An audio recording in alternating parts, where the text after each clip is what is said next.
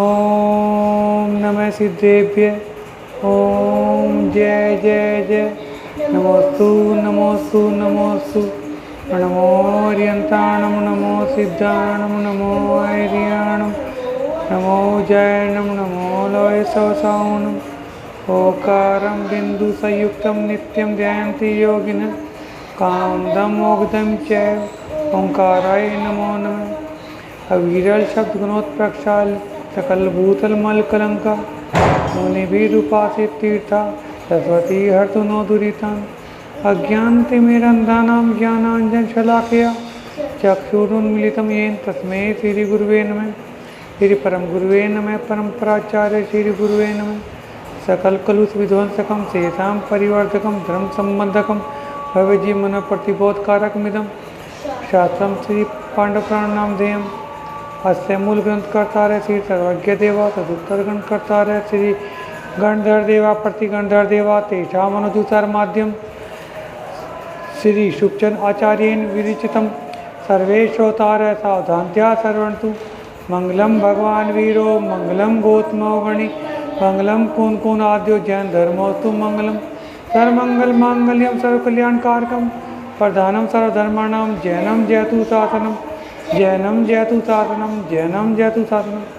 बेटा दरवाज़ा इस तरह बंद कर दे कि है ना बाहर की आवाज़ अंदर ना आए, नहीं तो फिर चेयर उड़ा दे, चेयर उड़ा दे, नहीं तो ठीक है क्या चेयर उड़ा दे, बाहर की आवाज़ अंदर ना आए।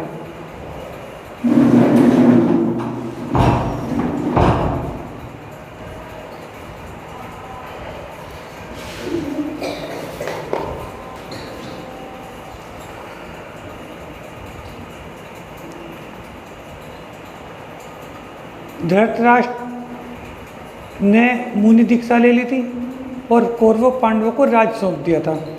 इसके बाद नहीं, कौरवों के पापा थे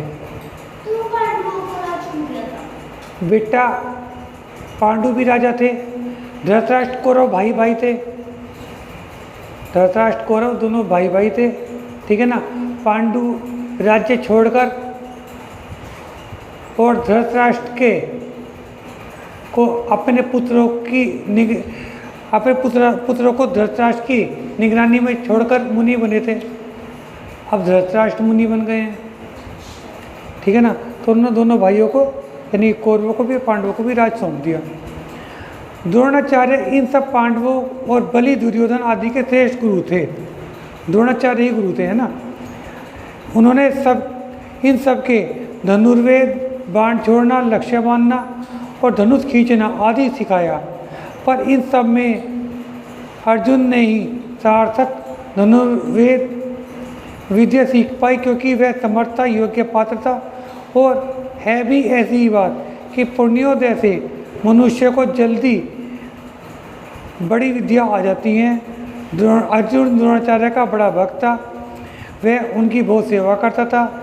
उस सेवा के प्रभाव से ही वह पूर्ण धनुर्वेद विशारद हो गया। सच है, गुरु सेवा सब मनोरथ को साधने वाली होती है। अर्जुन की इस निष्कपट सेवा से द्रोणाचार्य अर्जुन से बहुत प्रसन्न थे, इसलिए उन्होंने उसे पूर्ण धनुर्विद्या दिखाई थी। सच है, गुरु भक्ति मन की आशा को पूरी कर देती है। अर्जुन ने अपनी धनुष विद्या के बल से सभी की विद्या को विफल कर दिया था, अतः वह उन सब के बीच ऐसे शोभता था जैसे कुलाचलों के बीच सुमेरु पर्वत शोभता है। अर्जुन के अतिरिक्त और पांडवों और कौरवों ने भी द्रोणाचार्य से अपने क्षोभसम के अनुसार यथा योग्य धनुर्वेद को सीखा, धनुष विद्या का अभ्यास करा। वे धनुर्विद्या विशारद विद्वान लोग परस्पर में धनुर्वेद के द्वारा कीड़ा करते, धनुष बाण द्वारा लक्ष्य भेद कर दिल बहलाते। परंतु दुर्योधन आदि से पांडवों की राज्य वृद्धि न सही गई और वह उनके अभ्युदय को देखकर जलने लगे और उसके विरोधी बन गए।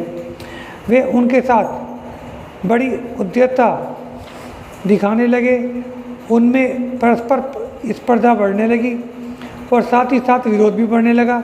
धीरे धीरे उनमें अतीव दुखदायी बैर हो गया। यह देख गंगे आदि गंभीर पुरुषों ने विरोध मिटाने के लिए युक्ति से पांडवों और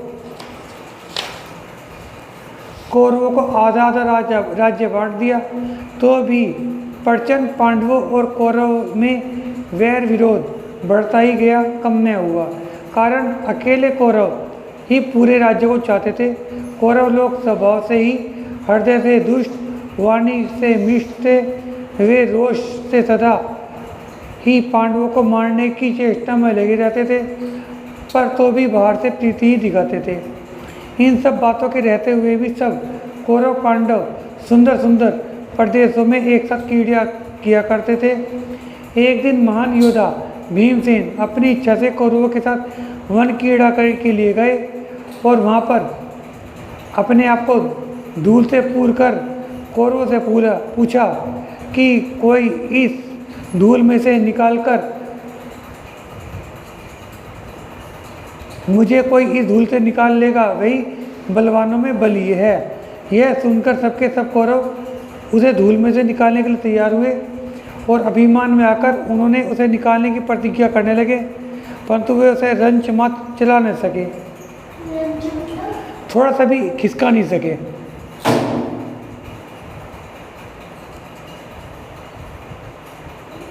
और जोर लगा लगा कर थक गए। ठीक ही है, बहुत से चूहे मिलकर भी सुमेरु पर्वत को नहीं चला सकते। यह देखकर उनके छुपे हुए शत्रुओं के मन में उत्साह मंद हो गया, उनके मुख मलिन हो गए। इसके बाद वे वहाँ से वापस लौटकर घर आ गए।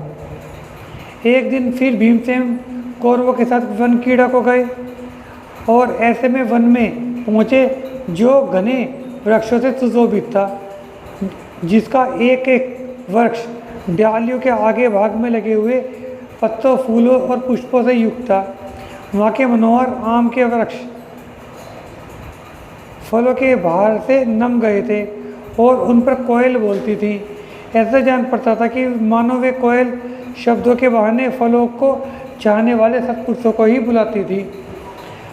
सवेरे की लाल छटा से जैसे उनके लाल पत्ते थे, वे मूंग के बेलों के समान हंसते थे। ठीक ही है, समानता हंसी ही कराती है।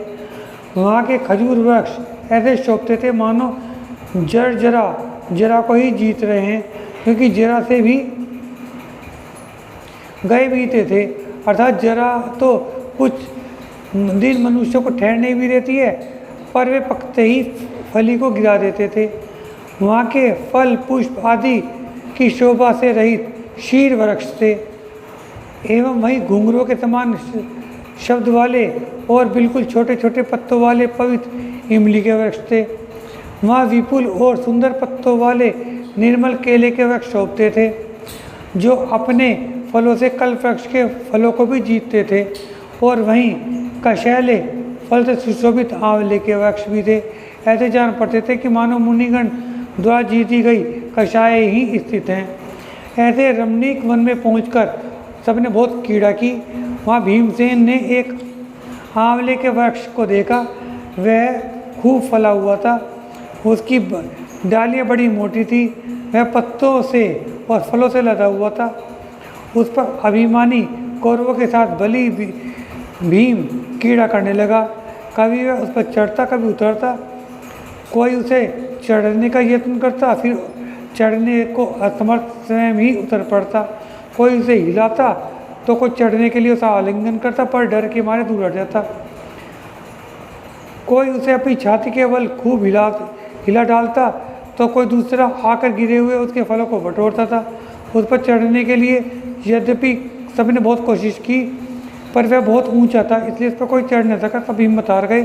कौरवों के लिए उस पर चढ़ना बहुत कठिन होने पर भी भीमसेन हिम्मत के साथ उस पर अतिशीघ्र चढ़ गया। यह देखकर कौरवों को बहुत बुरा लगा। वे उसे पवित्र आत्मा को पेड़ से गिरा देना चाहते थे। उनके चित्त में देश बुद्धि वश भीम को नीचे गिराकर कष्ट देने की इच्छा हुई। उसे गिराने के लिए वे इकट्ठे होकर जोर के साथ महान वृक्ष को बहुत प्रचंडता से हिला डाला, परंतु उसे हिलते हुए वृक्ष पर भी वह बलि निश्चल ही बैठा रहा, रंच मात्र न चला। और ठीक ही है, नदियों का चाहे जैसा भी शोभ क्यों न हो, परंतु समुद्र के सामने नहीं चलता है। उसके इस उद्योग को देखकर ऊपर से भीम ने कहा, यदि आप लोग इस विपुल वृक्ष को उखाड़ देने की ताकत हो तो उखाड़िए। परंतु इतना कहने पर भी वे चंचल चित्त कुछ न कर सके और चुप रह गए। सच है, दीन दुर्बल पुरुष चाहे कितने ही क्यों ना हो, परंतु वे एक थोड़े से ऊंचे पहाड़ को भी नहीं चला सकते। आखिर भीम को उनका खोटा अभिप्राय मालूम पड़ गया। वह अपने घर चला आया।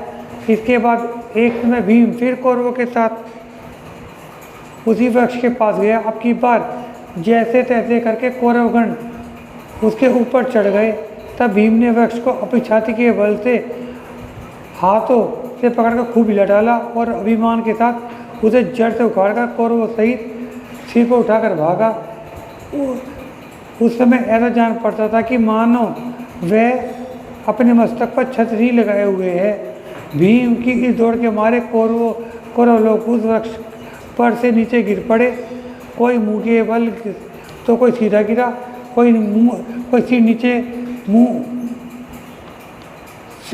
कोई नीचे को मुंह किए, कोई उल्टा, कोई पांव से डालियों से झूमकर सिर की ओर लटका रहा, तो कोई हाथों से डालियों पर झूमकर सीधा ही लटक कर रह गया। कोई डर के मारे शाखा से चिपट कर सोया सा रह गया, तो कोई एक हाथ से डाली को पकड़े झूमता ही रह गया। कूद पड़ने से किसी के पेट पर पीड़ा होने लग गई, तो कोई किसी को मूर्छा आ गई, जिससे वह मरण के नज़दीक पहुंचने को हो गया।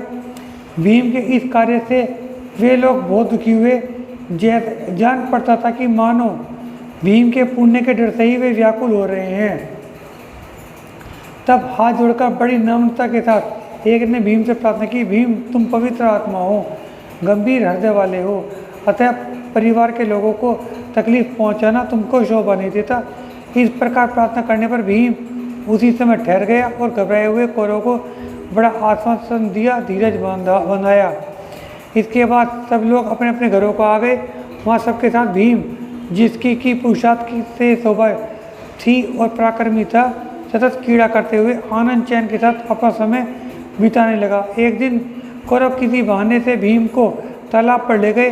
वहाँ उन मूर्खों ने मार डालने की इच्छा से उसे पानी में धकेल दिया, परंतु वह बली पुण्यात्मा पानी में न डूबा, वह तैरना जानता था, अतः अपनी भुजाओं के बल से तालाब को पार करके किनारे आ गया। उसको तैरकर पार आए देखकर कौरव घबराए, उनका मान गल गया और वे सोचने लगे कि अब क्या करना चाहिए। इसके बाद कौरवों ने पानी से डुबाने की इच्छा से धीर वीर भीम को एक बार फिर बुला कर तालाब पर लाए, उसे तालाब में गिरा दिया। उस समय दीन स्वर से बचाओ, रक्षा करो इत्यादि कहते हुए कौरवगण पानी में डूबने लगे और दुखी हुए।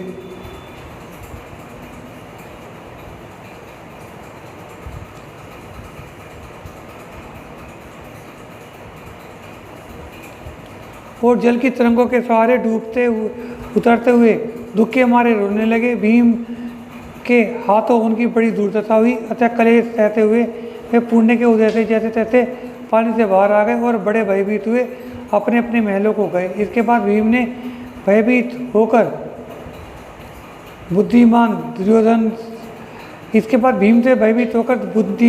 बुद्धिशाली दुर्योधन ने अपने धीरवीर मंत्रियों और छोटे भाइयों को बुलाकर उनके साथ परामर्श किया कि देखो, भीम बड़ा दुर्जय है, धीरवीर शत्रुओं को जीतने वाला है, उसकी भुजाएं बड़ी बलिष्ठ हैं, वह भय को देने वाला, युद्ध की प्रतिज्ञा किए हुए है, सब तरह से समर्थ है, बल संपन्न शौर्यशाली है, उसकी बुद्धि बड़ी गंभीर है, वह बैरियों को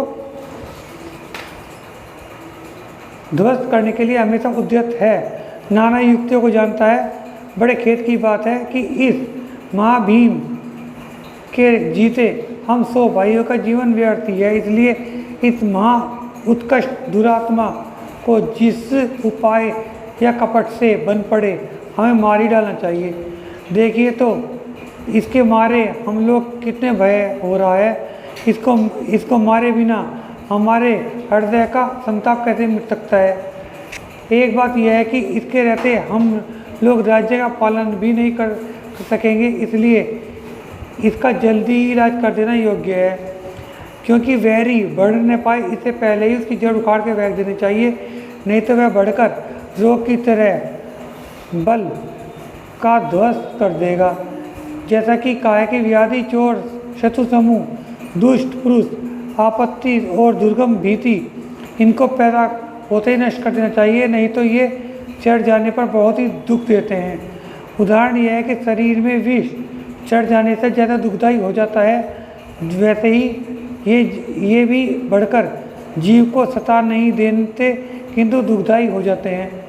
इसलिए इस भयंकर भीम को हमें अतिशीघ्र मार देना चाहिए, नहीं तो आग की तरह बढ़कर हमें जला देगा, हमारे कुल का नाश कर देगा। इस प्रकार मंत्रियों से सलाह करके खोटे विचारों वाला दुर्योधन भीम को मारने के लिए उद्यम करने लगा। एक समय जब भीम सोया हुआ था, उसे सोया जानकर स्नेहहीन दुर्योधन ने कपट से उसे बांध लिया, रोष में आकर गंगा में प्रवाहित कर दिया। भीम उस हालत में सुख से सोकर उठने की तरह से जागृत हुआ। उसने जान लिया कि यह सब दुर्बुद्धि दुर्योधन का ही कर्म है। वह बंधन तोड़कर हाथ को फैलाए हुए वैसा ही जल तल में पड़ा रहा जैसे सैया पर सोता है। भावार्थ यह है कि वह बिना हाथ पैर हिलाए जल के ऊपर स्थित रहा। इसके बाद वह मनोहर शरीरधारी लीला मात्र में ही गंगा पार कर जल से बाहर निकल आया। पुण्य योग से उसे बिल्कुल ही परिश्रम नहीं हुआ। वह कपट रहित था, अतः जल को पार कर वह उन दुष्ट कौरवों के साथ ही घर आ गया जो उसे बहाने गए थे। इसके बाद वह उस वीर के साथ ईर्ष्या द्वेष करने वाले कौरवों ने उसे मारने के लिए मंत्रीगण से फिर सलाह की और उन्होंने एक दिन परमोदेशशाली भीम को भक्तिभाव से निमंत्रण देकर भोजन के लिए बुलाया। वहाँ दुष्ट दुर्योधन ने उसे तत्काली प्राणहारी हलाहल विष का मिला भोजन खिला दिया, परंतु प्रणोदय से वह हलाहल विष भी अमृत रूप हो गया और वह उस भोजन को भी उसे बहुत रुचिकर मालूम हुआ।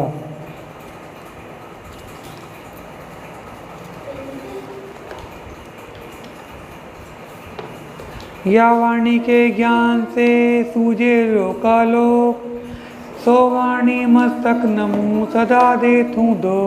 हे जिनवाणी भारती तोए जपू दिन रैन, जो तेरी शरणा गए सो पावे सुख चैन। जिनवाणी माता की जय जय जिनेन्द्र।